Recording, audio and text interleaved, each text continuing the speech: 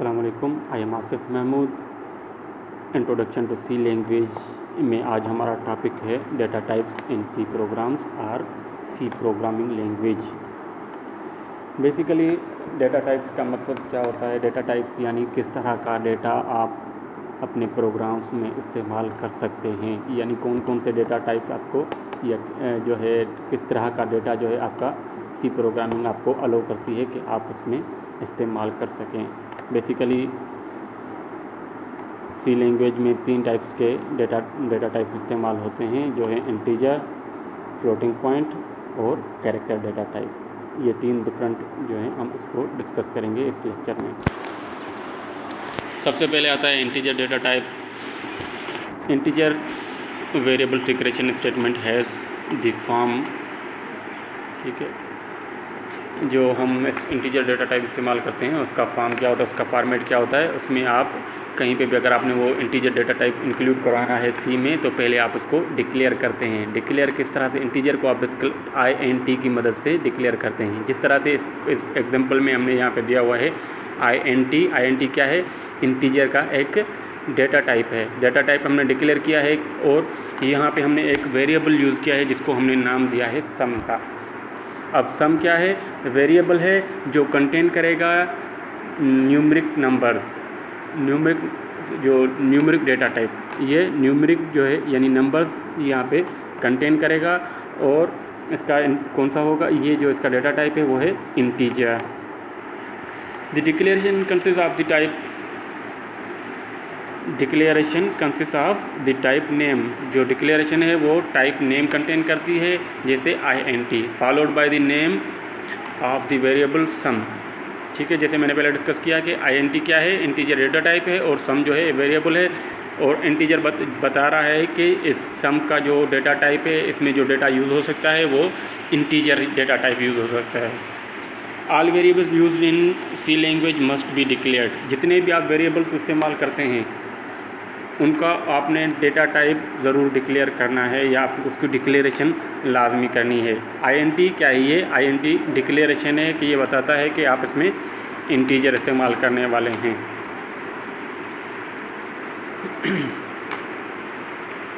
If there are more than one variables of the same type, एक ही तरह के आप मुख्तलिफ वेरिएबल्स अगर डिफ़ाइन करना चाहते हैं, यानी जैसे आप मार्केट वगैरह बना रहे हैं तो मार्केट में आप क्या डिफरेंट सब्जेक्ट्स आ सकते हैं। डिफरेंट सब्जेक्ट से डेटा टाइप अगर आएगा तो सबका डिफरेंट टाइप जो डेटा टाइप आएगा सेम ही आएगा। सब्जेक्ट्स का डेटा टाइप क्या आएगा?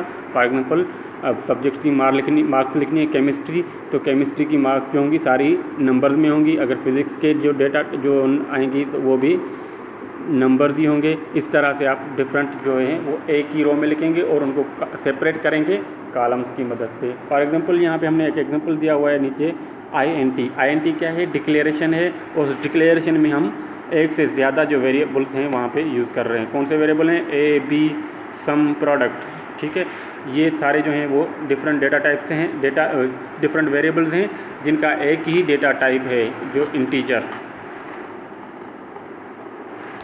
A variable tells the computer the name of variable and its type, ठीक है। जब भी हम कंप्यूटर जो वेरिएबल डिक्लेयर करते हैं वो कंप्यूटर में वेरिएबल्स का नाम जो प्रोग्रामिंग लैंग्वेज को इसका डेटा टाइप बताती हैं कि कौन सा डेटा टाइप यहाँ पे यूज़ हो रहा है। This enables the computer to recognise the valid variable names in programming.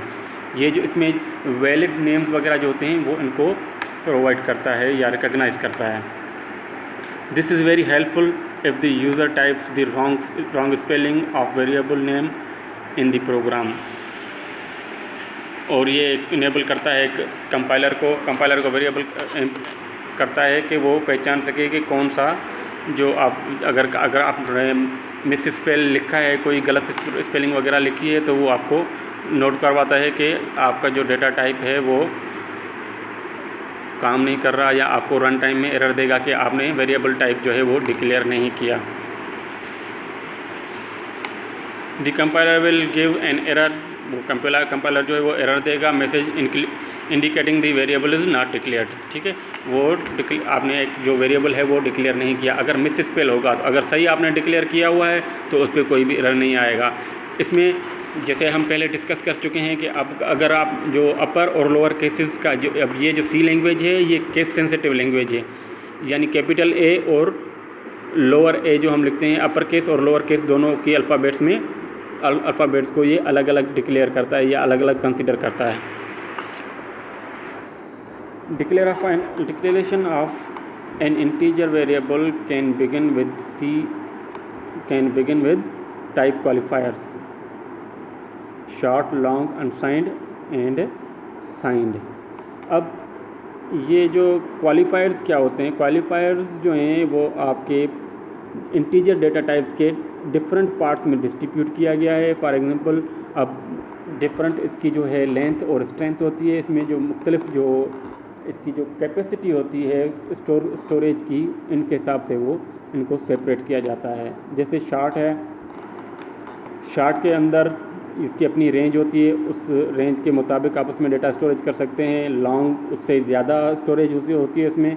Unsigned और साइंड में फ़र्क ये होता है कि कुछ आपके जो सिंबल्स वगैरह यूज़ होती हैं, जैसे प्लस माइनस वगैरह जो यूज़ होती हैं आपके नंबर्स के साथ, वो साइंड और अनसाइंड कहलाते हैं। Short assigned integer count. The qualifier refers to the number of the bytes used for storing the integer on the particular computer. किसी भी कंप्यूटर पे आप डेटा स्टोर करना चाहते हैं तो शार्ट जो है वो आपको डिक्लेयर करता है कि इसमें कितनी रेंज आ सकती है।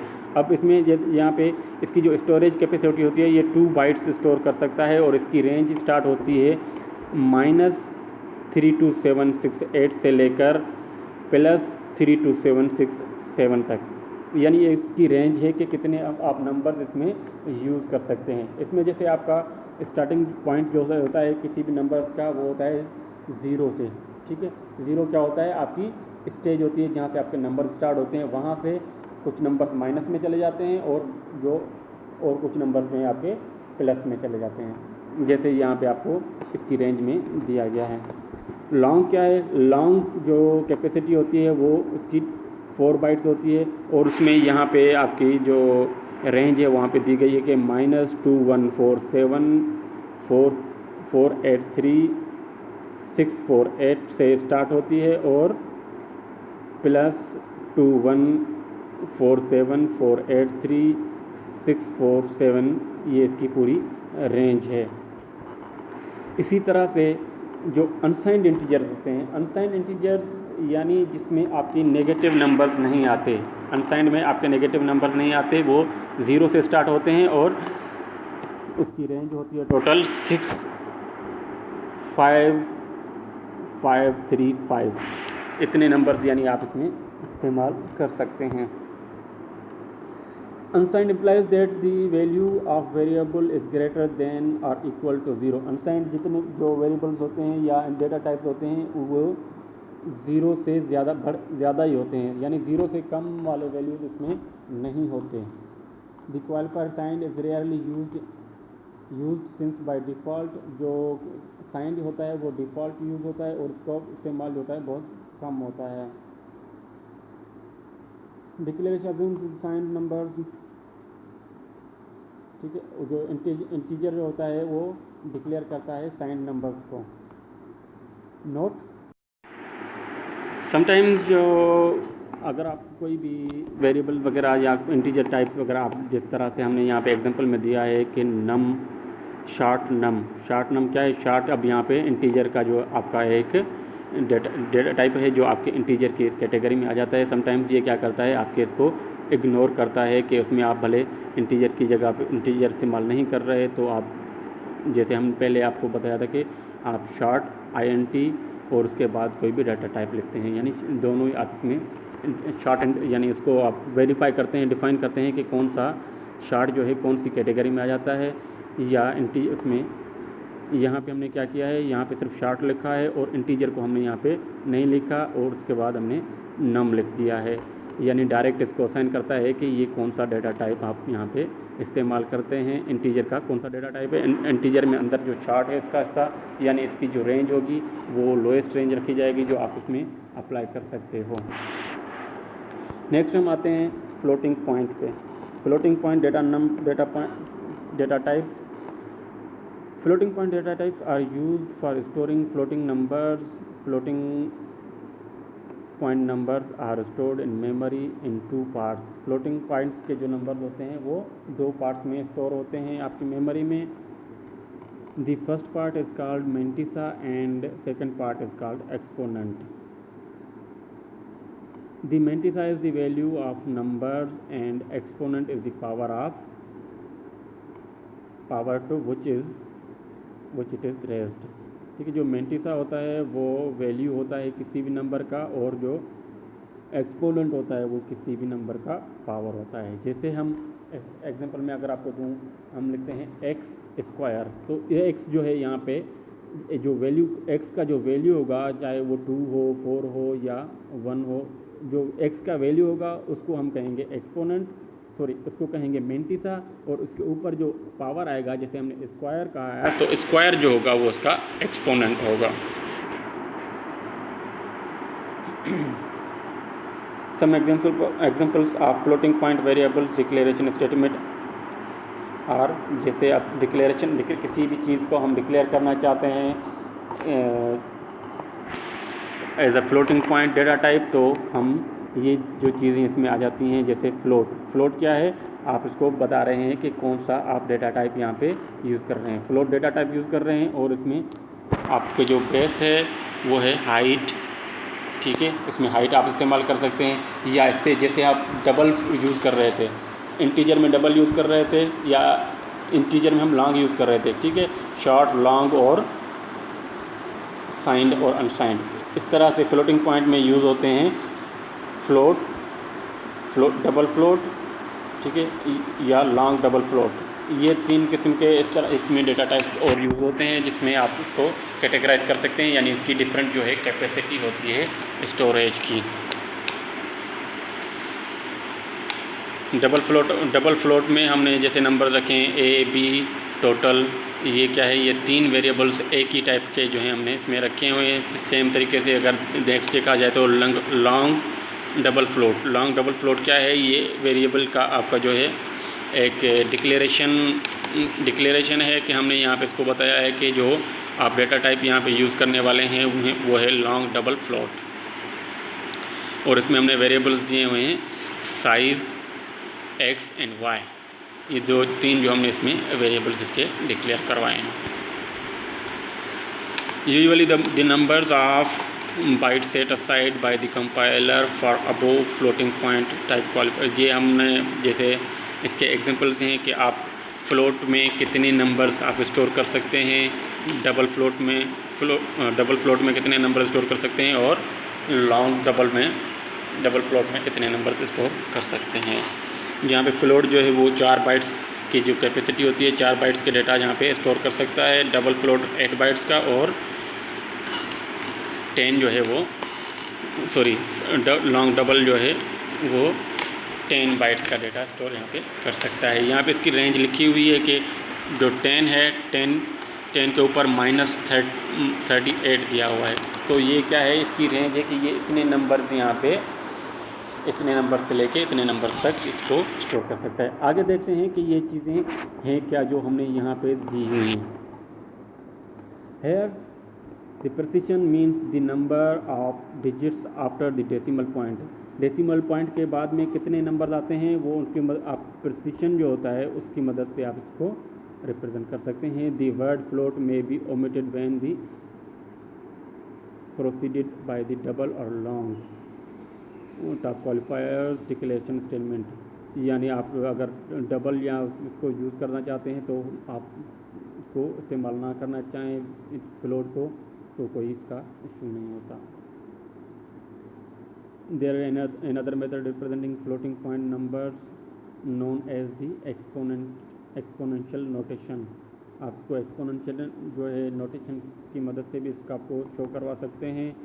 For example number 23688 would be represented as 2.3688 E4. Here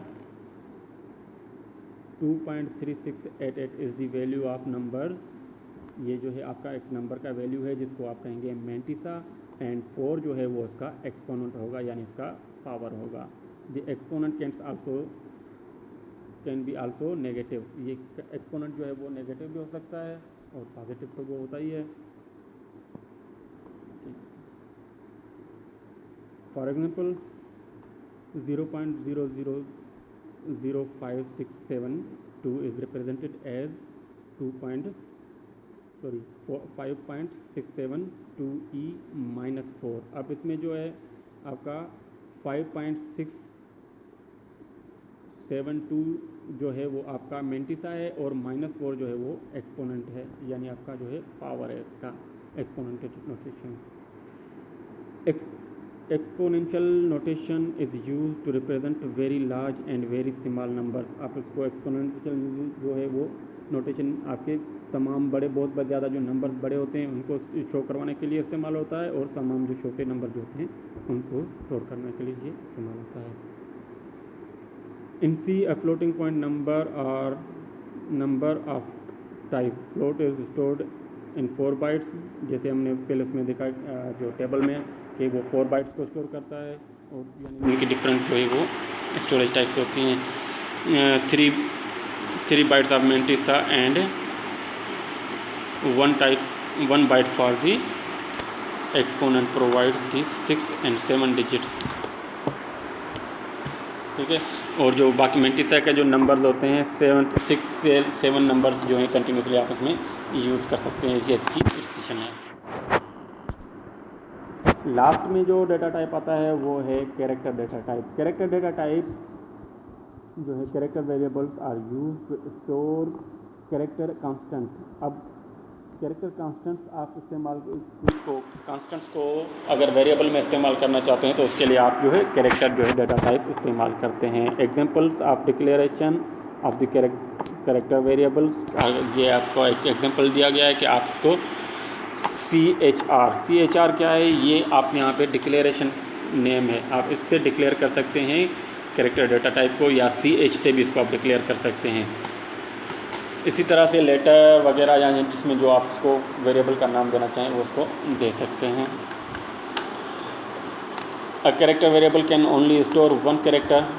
ठीक है, ये जो वेरिएबल होते हैं कैरेक्टर डेटा टाइप जो होते हैं ये सिर्फ एक ही कैरेक्टर स्टोर कर सकते हैं।